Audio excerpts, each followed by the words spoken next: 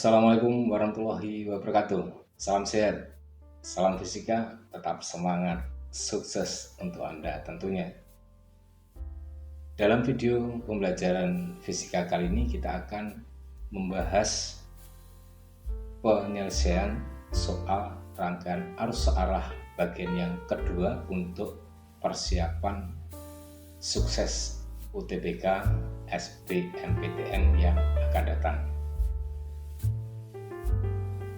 Ayo pintar belajar fisika. Go.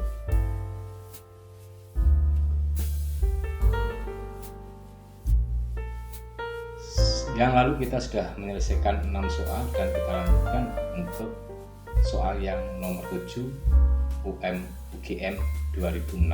Tampilkan dari soal itu, bila I dalam arus listrik yang melalui hambatan 8 ohm, maka besar kuat arus listrik yang melewati hambatan 5 ohm adalah titik-titik. Itu adalah rangkaiannya, ada hambatan 5 ohm, 8 ohm, 12 ohm, 4 ohm, dan satu sumber tegangan listrik. Yang ditanyakan berapa kuat arus yang ada di hambatan 5 ohm. Pilihan jawabannya adalah A, I, B, 2I, C, 3I, D, 4I, dan E, 5I. Kita lukiskan dulu arus yang mengalir pada rangkaian tersebut. Yang mengalir pada 5 ohm adalah I1, kemudian menuju pada sumbernya juga I1 mengalir pada hambatan 12 ohm, kemudian menuju pada satu titik percabangan yang menuju ke 8 ohm, dan ada yang menuju yang ke 4 ohm, yaitu berupa I2 dan I3. Nah, oke, kita selesaikan setelah kita lukiskan jalannya arus listrik pada rangkaian hambatan tersebut. Yang pertama kita perhatikan adalah I2 dan I3. Kalau kita bandingkan, karena I1 itu ternyata dibagikan ke 4 ohm dan 5 ohm, maka I2 dibanding I3 sama dengan 1/4 dibanding 1/8. I2 dibanding I, untuk I3 nya adalah I sama dengan 2/1, maka I2 sama dengan 2I. I2 sama dengan 2I, maka I1 nya sama dengan I2 ditambah I3. Nah, I1 sama dengan 2I ditambah I sama dengan 3I, jawabannya adalah C. Soal yang nomor 8, lanjutannya SBMPTN tahun 2016. Sebuah alat pengukur arus listrik berupa ampere meter A terhubung pada rangkaian listrik seperti pada gambar.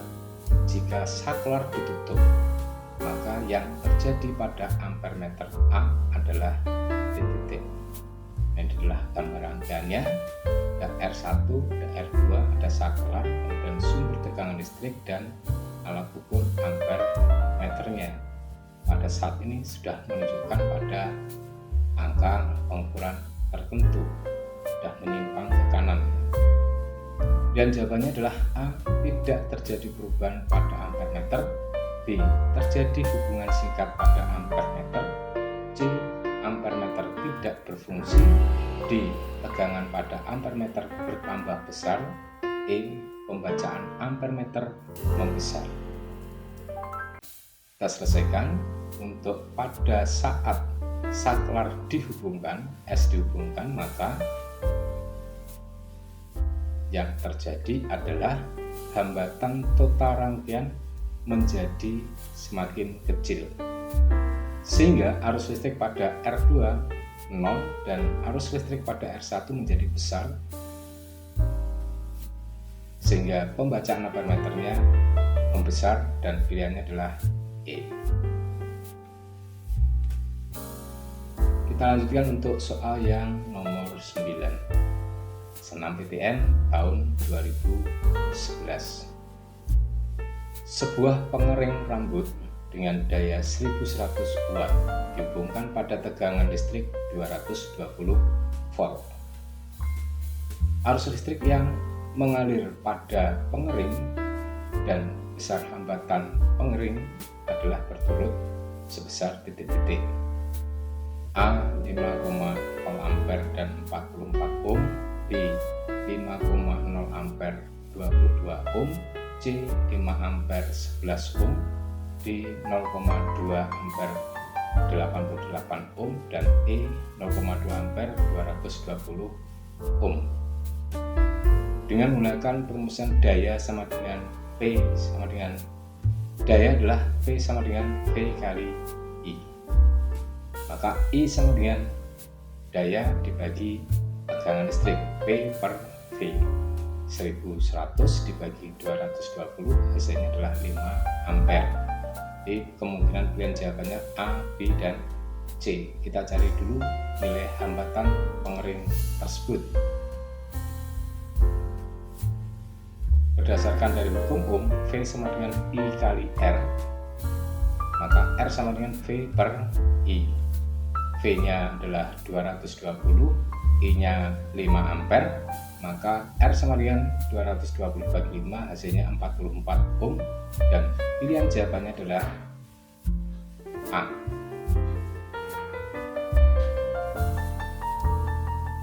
Soal yang terakhir nomor 10 SBMPTN tahun 2015. Sebuah rangkaian listrik ditunjukkan oleh gambar berikut. Watt arus yang melalui kawat K adalah titik-titik. Ini adalah rangkaiannya, ada R2 ohm, R3 ohm, R6 ohm, R6 ohm, dan R8 ohm yang dihubungkan dengan satu sumber listrik 2 volt. Pilihan jawabannya adalah A 0,2 ampere, B 0,4 ampere, C 0,5 ampere, D 0,6 ampere, dan E 0,7 ampere. Oke, kita selesaikan untuk soal nomor 10 ini dari SBMPTN 2015. Sebelumnya kita berikan notasi dulu pada titik cabang A, cabang D, cabang C, dan cabang D. Kemudian kita lukiskan juga arus listrik yang mengalir pada setiap cabang tadi, yaitu yang pada K ada I1 menuju ke B, dari A menuju B, kemudian B menuju C adalah ada I2, dan ada di C I4, dan kemudian di B pun juga ada I3, dan menuju ke D dicabangkan arusnya adalah I5, dan pada titik C cabangnya ada I6.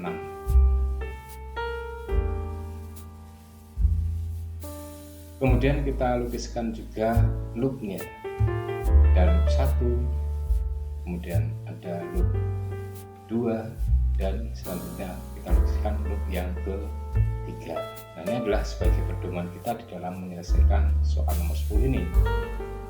Pada titik cabang A,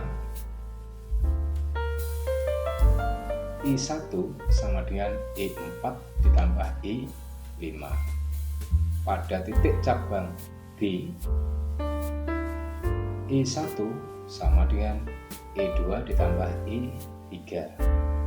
Pada titik cabang C, I2 sama dengan I4 ditambah 6.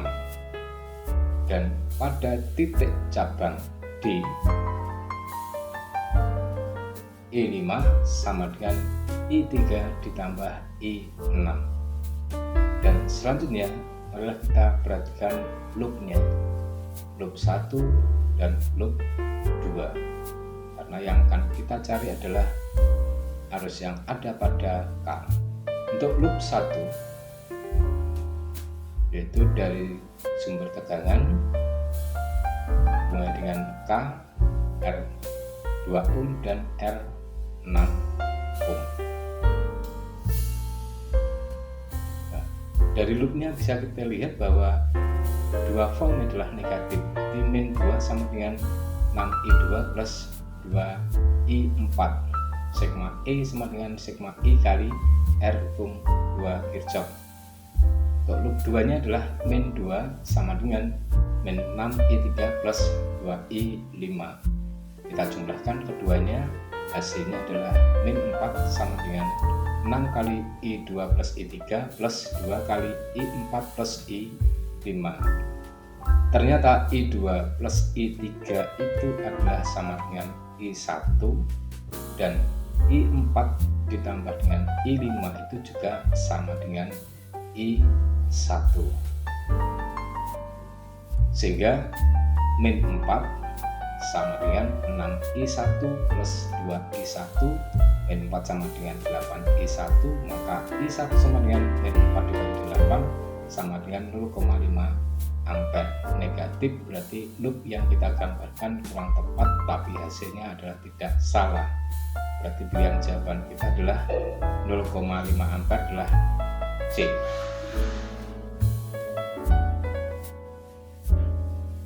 Demikian tadi pembahasan penyelesaian soal UTBK SBMPTN dengan materinya adalah arus arah bagian yang kedua. Semoga Anda dapat memahaminya dan sukses untuk masuk perguruan tinggi negeri yang akan datang. Salam sehat, salam fisika, tetap semangat. Sukses untuk Anda semuanya. Wassalamualaikum warahmatullahi wabarakatuh.